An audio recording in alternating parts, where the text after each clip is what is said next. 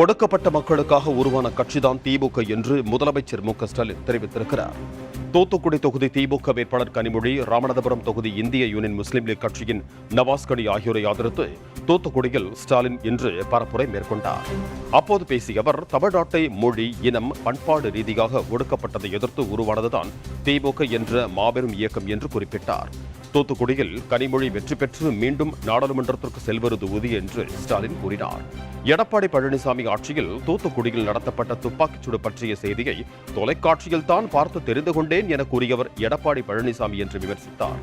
மக்களவைத் தேர்தல் மூலம் ஜனநாயகத்தை காப்பாற்றுகின்ற அறப்போராட்டம் நடப்பதாக குறிப்பிட்ட முதலமைச்சர், சர்வாதிகாரத்திலிருந்து இந்தியாவை காப்பாற்ற வேண்டிய தேர்தல் இது என்றும் பேசினார்.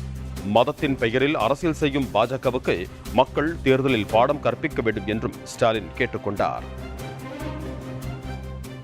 மொழி, இனம், பண்பாட்டு ரீதியா ஒடுக்கப்பட்டதை எதிர்த்து உருவானதுதான் திராவிட முன்னேற்ற கழகம்.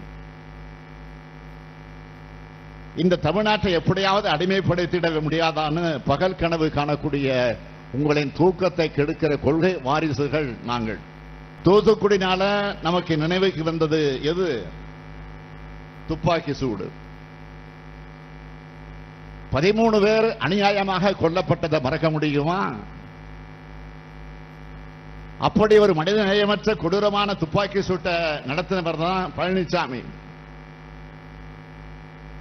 தமிழ்நாட்டு வரலாற்றில் அதிமுக ஆட்சியால் வைக்கப்பட்ட மிகப்பெரிய கரும்புள்ளி அது.